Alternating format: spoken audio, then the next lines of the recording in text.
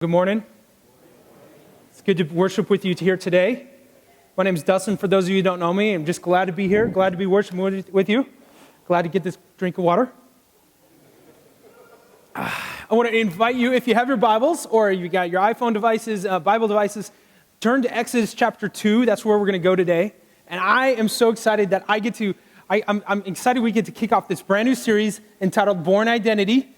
And I don't know about you, but I know Steve is a definite fan of the movies and the books, but he's actually, are you going to see the new movie today? Is that for your birthday? Oh, yeah. You already saw it? Oh, okay. But hopefully today, that's on the list, right? And so we're kicking off a brand new series, and I'm excited. If you're not familiar with the Born Identity books or the movie, I actually like the movie better than the books, but if you're not familiar, I need to catch you up, okay? So the story starts off with this man named Jason Bourne. He doesn't know his name's Jason Bourne, but he's drifting at sea. He's wounded, and he's drifting in the middle of the sea, and he gets picked up by a boat. And there, the fishing boat, the crew brings him back to health, and as he wakes up, he finds himself very confused, very lost. He doesn't know his name. He has no memory of his past. He soon discovers that people are out to get him in a bad way, and he feels pretty alone, okay? And so here's a clip that kind of he describes kind of his situation at the time of the very first movie, but I want you to take a look at this, and then we'll get going. I'm not making this up. These are real.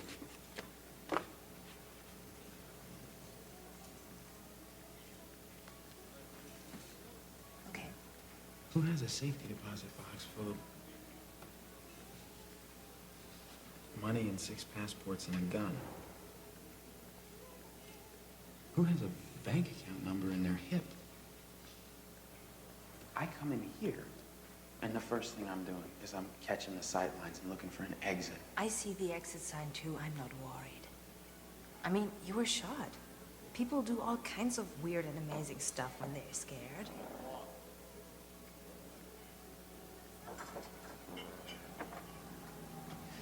I can tell you the license plate numbers of all 6 cars outside. I can tell you that our waitress is left-handed and the guy sitting up at the counter weighs 215 pounds and knows how to handle himself. I know the best place to look for a gun is the cab of the gray truck outside. And at this altitude, I can run flat out for a half mile before my hands start shaking. Now, why would I know that? How can I know that and not know who I am? How can I know all these things but not know who I am?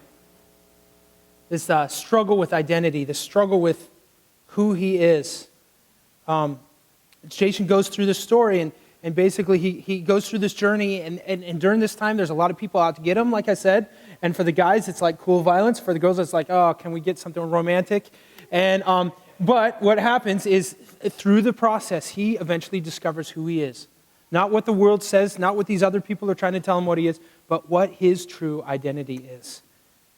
And I think about this. I think about his whole story, and I think about his confusion with his own identity, and I think about our own world. How many people are confused with who they are? How many people are confused with their own identity, searching for their own who they are, for their purpose? They're confused, searching, they're asking questions. Some of them are haunted by things like maybe things that they've done in their past, maybe dark thoughts. And I believe this is something that every single person goes through. And they ask questions in this world. Some of these questions, maybe you've asked some of these in your past. Who am I? Why am I here? What am I supposed to do? Why do I feel this way? Why am I so confused and afraid? How do I deal with what has happened in my past? Why is life so difficult? Why do I feel so alone? And you know what's even crazier is in this world that we live in, there are so many voices out there that try to tell us the answers to their questions, what they think the answers to those questions are. We have so many people who are trying to tell us what to think, what to act, what we should do, it makes everything even more confusing. I mean, just take a look at, flip through the channels or surf the internet for a little bit. Check your Facebook feed. There will be someone who's telling you what to think. Have you ever been confused? I mean, it makes it even more confusing. There's so many loud noises. It makes everything confusing. Perhaps you've felt confused in your life. Perhaps you're there now today. Today I want to take a look at a man, and a story of a man who lived thousands of years ago, but he kind of suffered through this identity crisis within himself. And this man, his name was Moses. And his story is found in Exodus chapter 2. And even though he lived thousands of years ago, I really believe that what he went through then kind of identifies with what we're going through today. And hopefully it'll relate to you a little bit. I need to give you a little background. Moses was a Hebrew they were born in a crazy time in Egypt during the nation's history. See, the Hebrews were immigrants. Now, as I'm talking about these, I want you to think about like buzzwords like immigrants and maybe some things that maybe you've heard about in the local news about immigrants. And I want you to think about maybe how they could be struggling as well. But he was a Hebrew immigrant, and they found refuge in Egypt, in this foreign country. And many Egyptians didn't want the Hebrew people coming into their land. Right? Does that sound familiar to any news stories lately? Okay. They didn't want them coming into their lands because they were afraid that they were going to take over their country. And so this growing animosity grew towards the Hebrew people. And as they they grew in population, more and more people didn't like them. It turned into racism. And then pretty soon they said, we got to do something about it. And so they came up with this ingenious plan not to build a wall or anything like that. They decided to just enslave the people. They said, you know what, let's make them our slaves. And so they forced the Hebrew people into hard labor. And they put the whip to them. They made them literally build cities. And not only that, and so after they were treating them brutally and they made them be slaves, not only that, the birth rate continued to expand. And they said, we need to stop them from growing. And so what we're going to do, we're going to come up with this new rule that every male baby who's born should be killed. And talk about human rights, right? Everyone talks about, I wish our world was like as good in the old days. Well, the old days were worse, okay? I mean, it was bad, okay? And here were these people, and they were killing these babies, and Moses was born into this stormy time in history where his family and his people were slaves, and the ruling nation wanted him killed even though he was just a baby, just a little child. And in an effort to preserve his life, Moses' mother said, okay, I could give him to the people to kill him. I'm not going to do that. And so, you know what I'm going to do? I'm going to hide him in a basket, and I'm going to set him adrift in the river. Kind of like Jason Bourne was, set adrift in the middle of nowhere. And Jason Bourne got picked up. You know what? Moses got picked up. You know what? By who? Moses got picked up by the Pharaoh's daughter. Like, how did that happen? I mean, really, that was a miracle. That God was involved in this one, where all of a sudden he got picked up and she took him in and adopted him as her own. And when you think about this, here is this boy, and I want you to think about all the confusion of identity that he grew up in this culture. Granted, he lived, praise God, but he was an adopted son, and I know those who have been adopted in their lives struggle with their identity. But not only that, there's no other Hebrew boy his age. Why? They got killed. He's the only survivor. So you can imagine when every parent sees a boy his age, or sees him, they think of their parents. And they think of their kid that died. And so there's this kind of so the Hebrew people are looking at him weird. The Egyptians want him killed, but since he's the Pharaoh's adopted son, we're going to let it pass. But we're not going to treat him well, are we? But yet at the same time, he still got treated. So you think maybe his nurses or his servants kind of maybe there was a little racism there. Who knows? And he got to grow up in the comfort of the palace. That was good. Basically, he probably wanted for nothing, but all the time, his people were being slave-driven to death. So what kind of questions do you think he's asking about his identity? Who am I? What am I doing here? Why me and not someone else? Well, here he's confused, and he's trying to figure out his life, and then he grows up in the palace, and in Exodus chapter 2, verse 11, We're going to pick it up there. It says, many years later, and this is after he was adopted in, so many years later, actually he's around 40 right now. Many years later, when Moses had grown up, he went out to visit his own people. Now here he is going out to visit his own people, probably for the first time, the Hebrews, and he saw how hard they were forced to work. During his visit, he saw an Egyptian beating one of his fellow Hebrews. So here he is, and he goes out, and he goes from the comfort of the palace to a slave place. Now, I don't know about you. Anybody ever been to a third world country? I mean, the difference between coming from here, America, one of the richest nation in the world, and going to a third world country is kind of, for me, it was kind of eye-opening. It was kind of like shell shock a little bit. And even going from like San Diego to Tijuana, it was weird. And it was like, and Tijuana's like it's close to America. You keep going, and it gets more and more, the poverty continues. And I know for me, I remember taking students to Mexico, took some to Nicaragua, the second poorest nation in the Western Hemisphere, and just seeing their eyes open. Just go, wow, this is crazy here. And you could imagine, here Moses went from Pharaoh, all the riches that Pharaoh had, Tutankhamun and all the gold and all that stuff, all the way down to, here's the slaves. And this is where his people, you'd imagine he's kind of just walking around kind of like, what is going on with my life? What is going on right now? And then on top of that, he sees this Egyptian beating one of the fellow Hebrews. Now, I don't know if any of you, some of you probably have experienced seen physical violence face to face. I'm not talking about on the screen, because on the movies, a lot of times we glorify violence, don't we? It's like, they're two fighting and they're just going slow motion and there's like explosions and everything, and everybody walks away without a scratch, right? They're hitting each other and everything. But I'm talking about a real life, someone hitting someone, beating someone for reals. I remember the first time I saw that. And it was weird. I remember feeling physically sick because within me there was something not right. And it was hard. The violence shook me to the core. Something within me was saying, this is not right, this shouldn't be happening. And unfortunately, there are many people here who've probably been exposed to too much violence in their lives. Some of us have been desensitized by it. Some of us have seen it inflicted on ourselves. Some of us, sadly, have inflicted it on others. Some of us have really been messed up by that. And I tell you, Moses at that moment was messed up.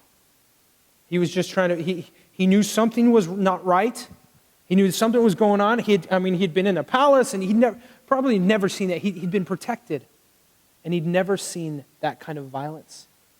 And he knew something was not right, and he knew he had to do something about it. He didn't know what, but he knew he had to do something. Have you ever heard of the phrase fight or flight? I think that's kind of where he was at. He was at this point where everything was going crazy around him, and he had to figure out, what is he going to do? Am I going to fight or am I going to fly? And he chose fight. Exodus 2:12 says, after looking in all directions to make sure no one was watching, Moses killed the Egyptian and hid the body in the sand. See, one of our primal reactions whenever we come into crazy circumstances, confusing circumstances, we tend to opt for the fight. And what's crazy? You don't have to teach anyone that. Just watch a couple 2-year-olds playing. And one kid takes away the other kid's toy. And what happens? And it's not so bad, but they hit each other. And we have to teach little children to not hit one another, to choose to love. Unfortunately, sometimes those lessons are not learned, and these children grow up to become professional athletes. Have you ever seen that? Oh, I don't like how you threw that ball at me. What am I going to do? I'm going to clear the bases. I'm going to clear the benches. And we're going to have a brawl. You ever watch a hockey game? Okay, now I'm talking not on TV. I'm talking about live hockey. The first time I went to the hockey game, a friend of mine took me, And he was a big fan. And we're watching, and we're having a good time. It's cold in there, you know? It's like air conditioning because the ice is right there. And then all of a sudden, he goes, hey, they're going to start fighting. And I'm like, what? How do you know? He goes, just watch, over there on the left. And all of a sudden, they drop their gloves and they start, punching each other. And then they put their gloves back on and they keep playing. And it's like, that's okay, And then he goes, no, they're going to do it again. And really? And they did it again. I always wondered why, hockey, Maybe because it's so cold. They just need to stay warm or something. I don't know. But here they are. There's fighting. Unfortunately, sometimes it gets worse than that. And people resort to violence. Unfortunately, we've seen it lately in the news reports of people violently attacking others. They're in this crazy world and they react in this way. Sometimes they even murder others, innocent or otherwise. And to be honest, when I watch some of those attacks happen on the news, and you know how the news loves to just play it over and over and over and over and over until it works you up. And it's so easy to become frustrated. To go, what has this world drifted to? What were they thinking? And if I'm not careful, to be honest with you, it's easy to allow the evil in this world to kind of like become so overwhelming that I want to react in kind. I want to fight fire with fire. I want to get revenge. And this is the most primal reaction that we have sometimes when things get crazy. Take a look at this verse, though.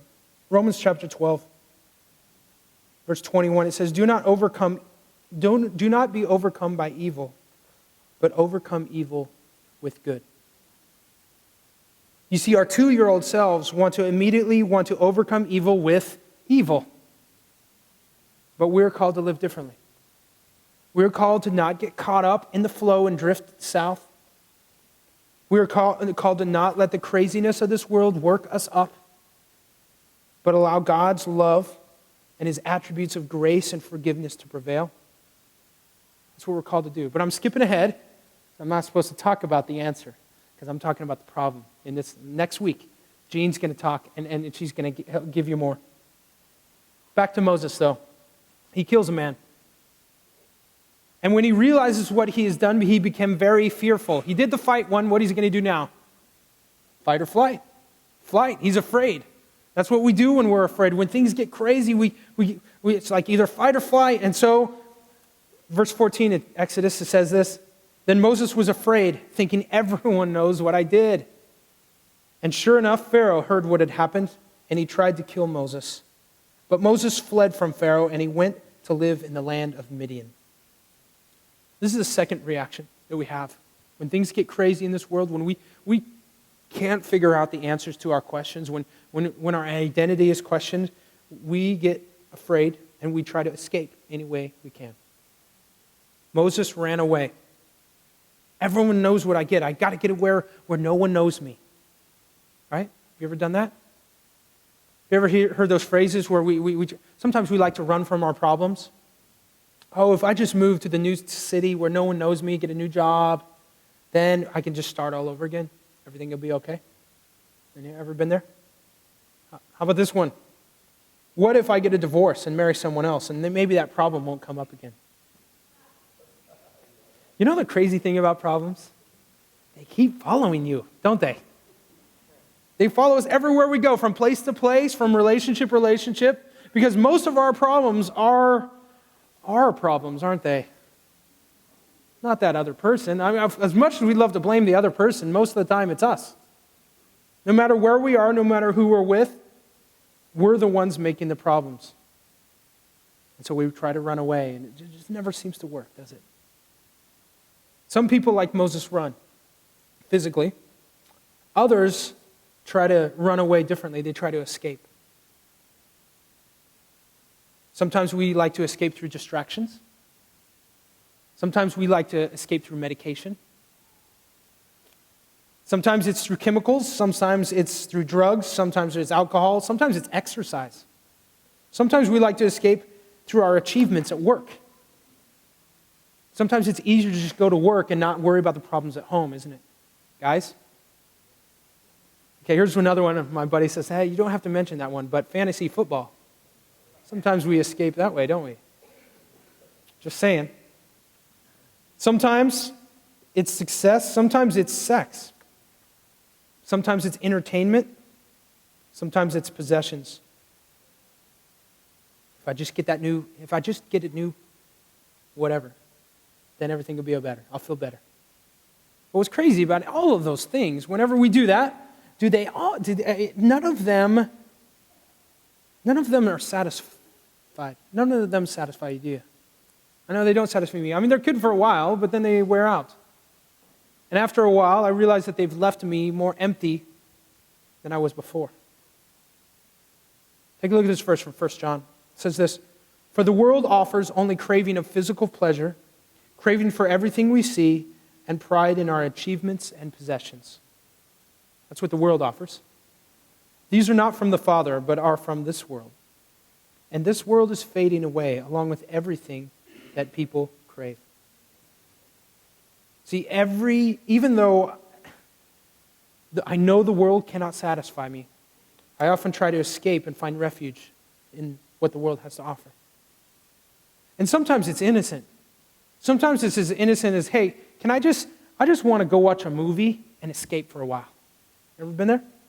Sometimes I want to go, maybe I want to go play a game and escape, or maybe I want to read a book, or maybe I want to just go play some music. And I just want to go do that. And just so you know, there's nothing wrong with those things. But there comes a problem when that becomes your escape, when that becomes your refuge. That really convicted me. This verse in Psalms 91 really convicted me when I was thinking about that, because I would always want to escape. But take a look at this. It says, "This I declare about the Lord.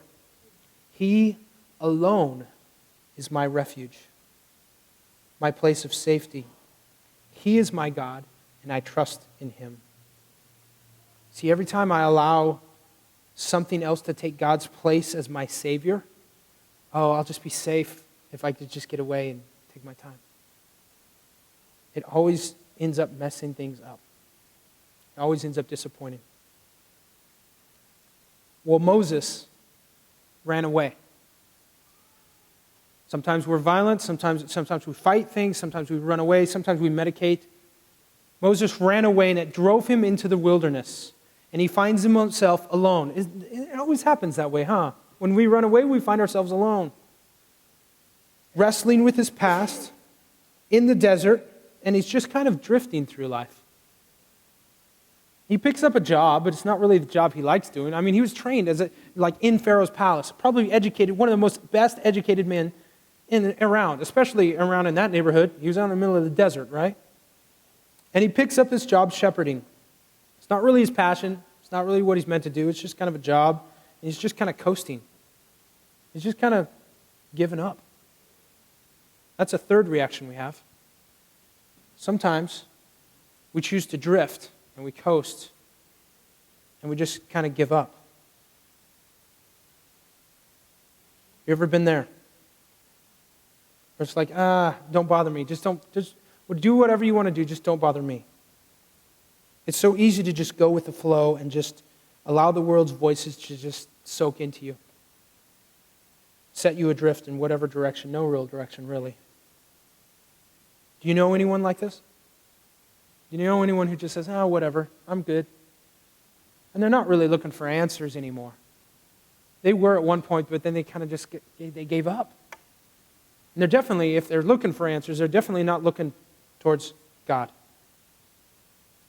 It's sad that the church and God has not become the place anymore where people look for answers. Like those people who are struggling with their marriage. Those friends of yours, maybe it's you. And you're like, man, I wish I could, let's go online and Google it and try to fix but we don't go to God. What about finances? Why would God want to do anything with my money? No, I'll figure it out. What about your relationships? You think God cares about you and your relationships and wants you to have good relationships?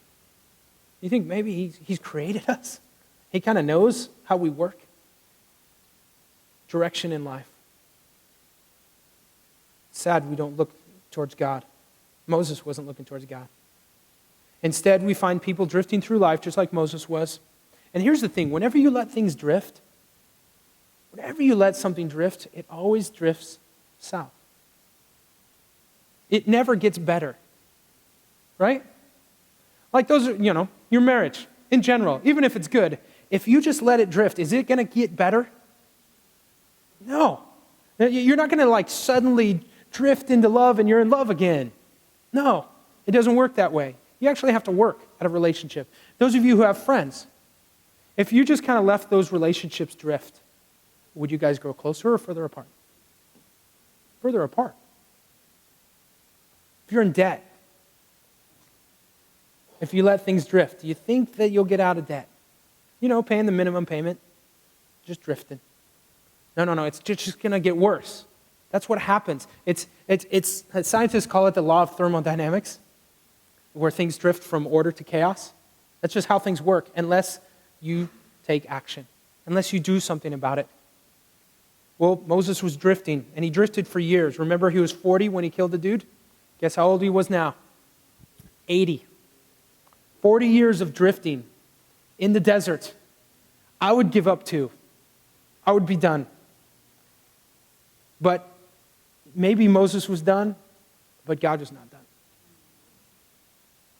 Exodus 2:23 says this, years passed, 40 years, and the king of Egypt died, but the Israelites continued to groan under the burden of slavery. You remember those guys? Oh yeah, the whole people suffering. And they cried out for help, and their cry rose up to God, and God heard their groaning. And he remembered his covenant and promise to Abraham, Isaac, and Jacob. He looked down on the people, and he knew it was time to act. So you need to know that no matter how hard life gets, how unclear your future is, how much hope may seem lost, God loves you. And he's for you. And he hears your cries for help when you cry out to him. And he wants to move in your life. Now, it doesn't mean that things are going to be easy. In fact, it'll probably be a difficult road, because don't forget, those are the messes that you made, and they're not going to just get cleaned up like that. But he promises he will show you a way out. And he will help you every step of the way, if we trust him. So God knew it was time to act. The question is, did Moses? So God says, I'm going to go try to get a hold of him. He's not looking for me. I'm going to try to get his attention. So one day, chapter 3, one day Moses was tending the flock of his father-in-law Jethro, the priest of Midian, and he led the flock far into the wilderness and came to Sinai, the mountain of God. He's just kind of following his flock. He's drifting. He's just taking care of the sheep, right? There Moses stared in amazement. There the angel of the Lord appeared to him in a blazing fire in the middle of a bush. Moses stared in amazement. Though the bush was engulfed in flames, it didn't burn up. This is amazing, Moses said to himself. Why isn't this bush burning up? I must go see it. Now I love how far Moses had chosen to drift. Because he was out shepherding, just following his sheep, and they came to the mountain, whatever, everything's fine. He sees this fire on the side of the hill. And he doesn't say, wow, that's fire. I need to go put that out. Otherwise, it might burn up the whole countryside. I used to live in Arizona, and things like fires go quickly in the desert. And that's where he was at. And it was like, he didn't go, let's go take care of this. He's like, that bush over there is burning. What would you do? What would you do out there? There's no cell phone service out in the desert, in the wilderness, right? You're not trying to catch Pokemon. You're not trying to call somebody. You're not. There's nothing to do. And he's just looking at this bush.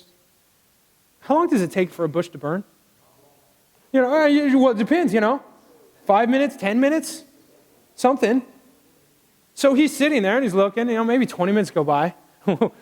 A few years ago, I taught on this passage. I had one of my friends who was a fireman, and we brought a bush, and we filmed it, and we said, let's see how long it takes. And so we let it on fire, It wouldn't burn, and so we got a flare, and he put it in there, Anyway, takes a while, okay? A few minutes at least. But here Moses is, and finally looks up, and he's like, that bush isn't burning. What's going on over there?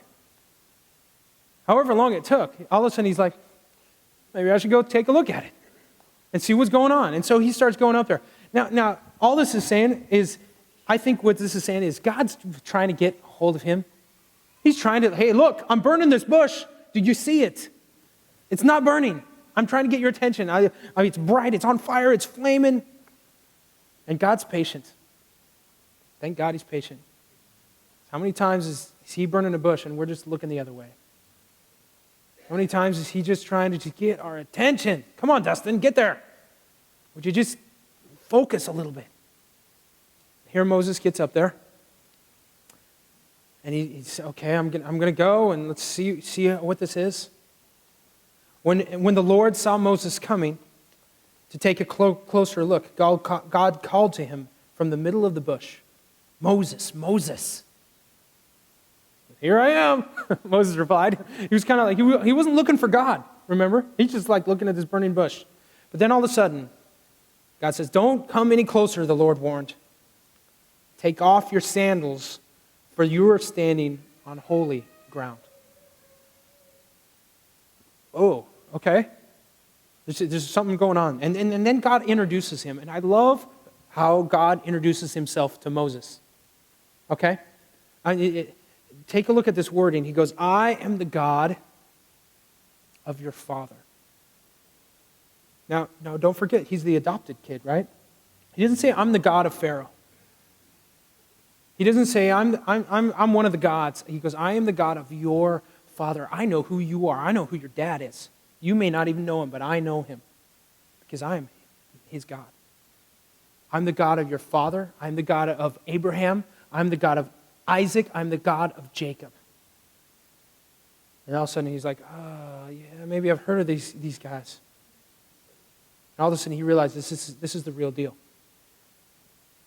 When Moses heard this, he covered his face because he was afraid to look at God. This was a big deal. This wasn't no statue. This is I'm taking off my shoes because God is he's talking to me. He knows my name. He knows my father's name. He knows my identity. And from that moment on, Moses' life was completely transformed, completely changed. His future changed. In fact, the course of history changed because of this moment here. You realize that? Like Moses' decision and all that stuff, all that influence, like it filters down to us here today while we're here. It was that day when Moses would be shown his true identity. No longer would he be Moses drifting through life, but he would be given a purpose. And it only came from the God of the universe. It didn't come from Pharaoh. It didn't come from what everybody else said. It didn't come from his adopted family or anything like that, but from the one true God, the God of his Father. Here's a question for you. What is your identity? Where are you at? Maybe you've been going through life. Maybe you've been drifting through life. Maybe you've been fighting through life. You've been fighting? Just fighting everything? Whatever rule, whatever authority, whatever you can, just fight, just like Moses did. Maybe you're running away from the past. Maybe running away from you don't even know what. Maybe you've been medicating. Just whatever it can do to make you feel better. Maybe you're just drifting. And maybe my hope is that you're still asking those questions, though. Who am I? What am I doing here? What is my purpose? My hope and my prayer is that you haven't given up on those questions. And if you have, I want to challenge you to pick those questions up again and ask them.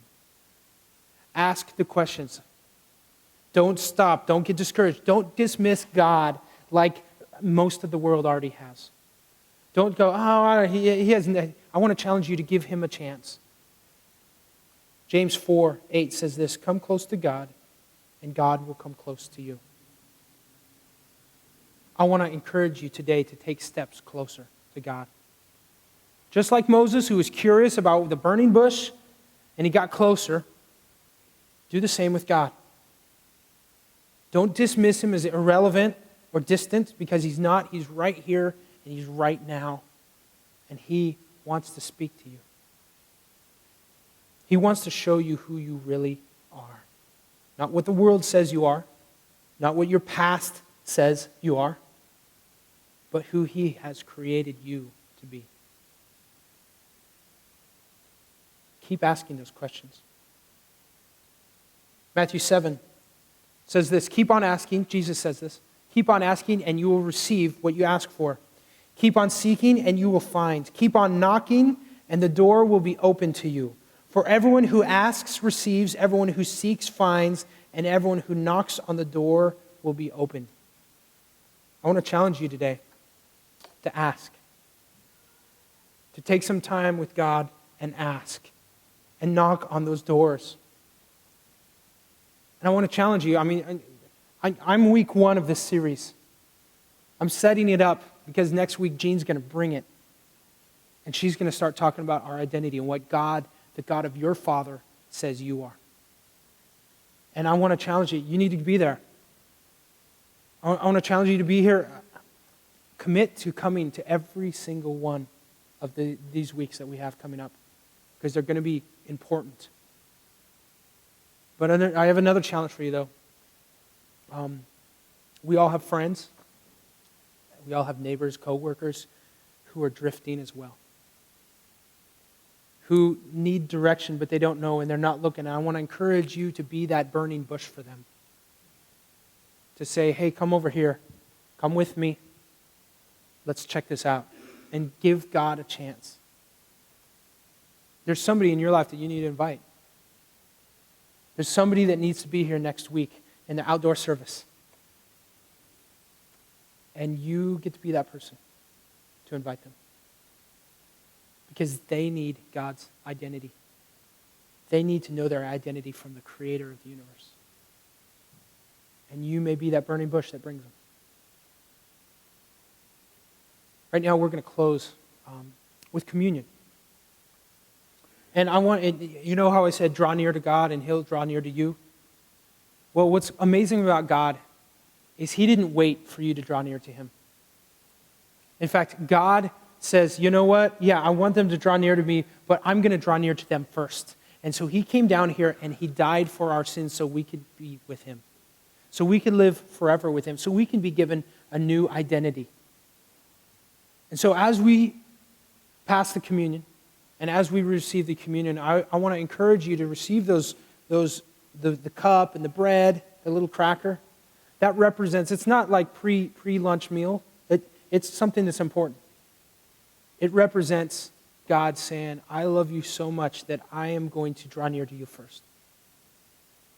I want to give you an identity. I want to give you all that, but let me show you who I am at first. I am someone who loves. I'm someone who chooses to sacrifice himself for you because I love you that much. I'm not waiting for you to clean up your act. I'm going to go down there and act myself. That's the kind of God we have. He's not some impersonal God that doesn't care about us. He's a kind of God that says, I care about that person right there, and I'm going to reach down to them. Maybe he's speaking to you right now. Maybe you're fighting it. I know I fought it before in the past. I want to encourage you during these next few minutes. They're going to pass communion. You could receive it, take it when you're ready. But start asking these questions from God. And then start listening as we continue to seek our identity from him. Would you pray with me? Lord Jesus, I'm so thankful that you are God who cares about us. You are a God who is not far off, but you are nearby. And so today, as we take some time to just one-on-one connect with you, Lord, would you speak to us individually? You're an individual God. You're not some cookie-cutter God. You're a God who loves us and knows our past. You know our story. You know what we struggle with. You know our fears. You know our failures. You know our hopes and dreams. And you want what's best for us. So today, during these next few minutes, would we hear from you? Would you speak to us? And if there's something we need to do, would we have enough courage to take that step and listen? In Jesus' name.